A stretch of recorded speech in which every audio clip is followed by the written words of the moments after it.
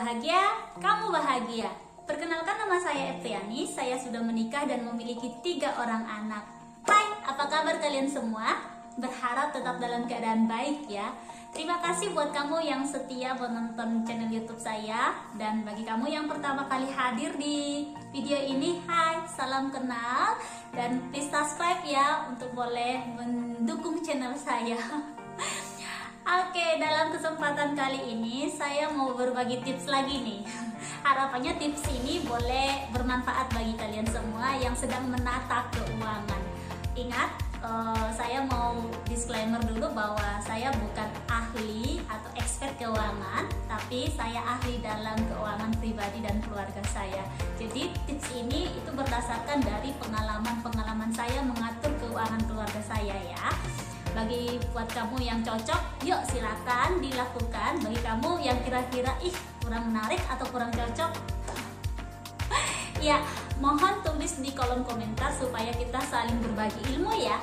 Baik, hari ini saya akan mengangkat satu topik, impulsive buying. Oke, kira-kira apa sih itu impulsive buying? Sederhananya impulsive buying itu adalah sesuatu perilaku atau tindakan seseorang membeli barang itu secara berlebihan, seperti itu. Secara berlebihan di sini maksudnya adalah sesuatu tindakan membeli barang yang sebenarnya dia tidak butuhkan, seperti itu. Ya, mengerti ya? Sederhananya dalam mengartikan impulsive buying seperti itu. Lalu kemudian pemicunya apa sih kira-kira kalau seseorang itu memiliki perilaku yang seperti itu? Nah, pemicunya itu adalah banyak uang. Iya, banyak uang. Banyak uang itu menjadi pemicu pertama untuk seseorang menjadi impulsive buying seperti itu. Karena apa? Karena uang banyak. Iya, belum tentu ya orang, tidak hanya berlaku untuk orang-orang yang hari-hari ini mungkin kaya raya yang banyak uang.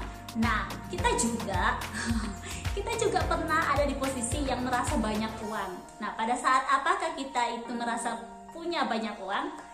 Iya, pada saat baru gajian. Nah, baru gajian itu membuat seseorang itu merasa kaya. Karena apa? Karena banyak uang.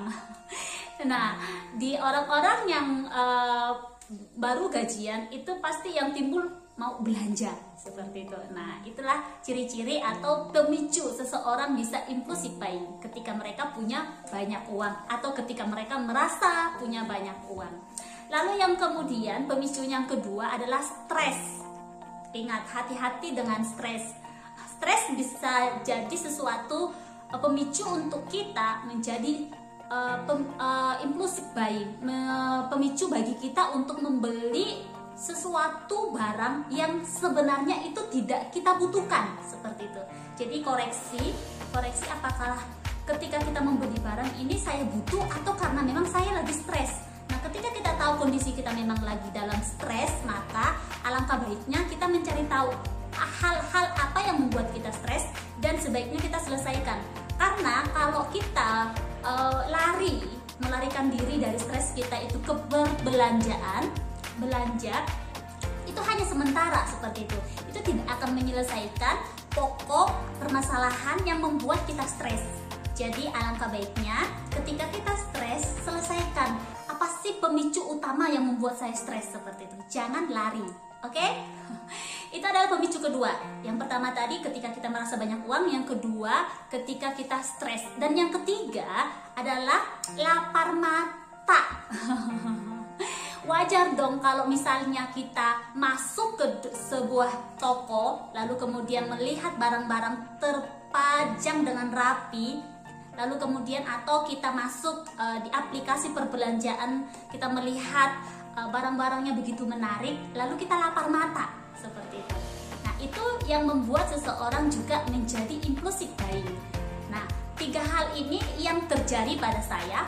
Mungkin ada faktor-faktor lain seperti itu, tapi yang saya amati dari diri saya ketika saya mulai impulsive buying, ya ketiga hal ini. Ketika saya sedang mengalami yang namanya baru gajian, atau ketika saya lagi stres, ketika saya lapar mata saat saya berada di dalam sebuah toko atau sebuah aplikasi perbelanjaan seperti itu. Ini adalah tiga hal yang membuat saya impulsive buying, membuat saya membeli hal-hal yang sebenarnya saya tidak inginkan, atau hal-hal yang sebenarnya saya tidak butuhkan seperti itu.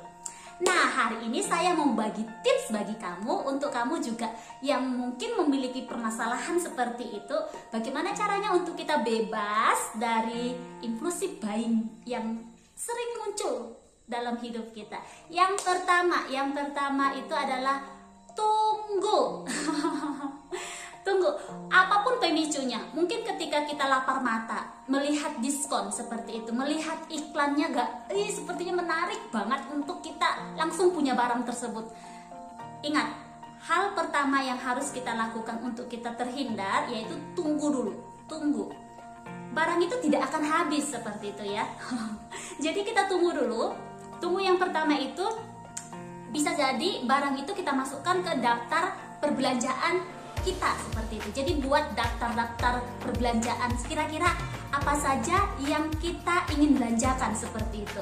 Lalu kemudian kalau misalnya dari tunggu lalu masukkan ke daftar keinginan kita, kita koreksi lagi sebenarnya seberapa sering kita mengingat kembali barang itu.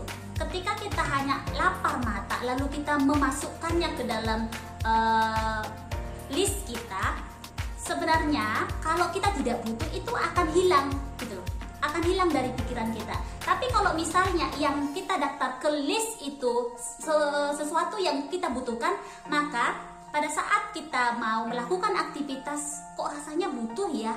Pada saat kita mau bepergian misalnya, kok rasanya butuh.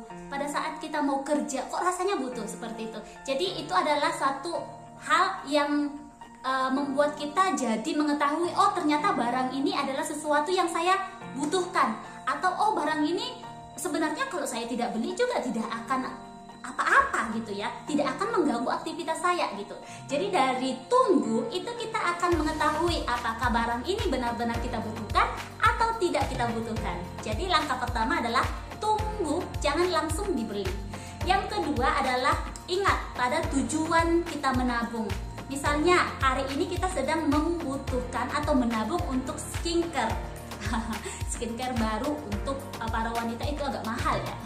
Jadi kita sedang menabung, lalu kemudian kita digoda sama aksesoris misalnya. Skincare yang kita butuhkan atau kita mau beli itu sekitar 500.000, taruh lah ya di kisaran harga itu. Lalu kemudian kita ada melihat suatu promo atau suatu iklan yang memampangkan suatu kecantikan atau keelokan dari sebuah aksesoris, mungkin kayak itu kalung, gelang, atau anting-anting yang kisaran harganya 100.000. Sebenarnya tidak apa-apa, cuman yuk kita berpikir, kita udah menabung untuk skincare baru yang jelas-jelas kita butuhkan, lalu tergiur dengan aksesoris yang sebenarnya kita tidak butuhkan.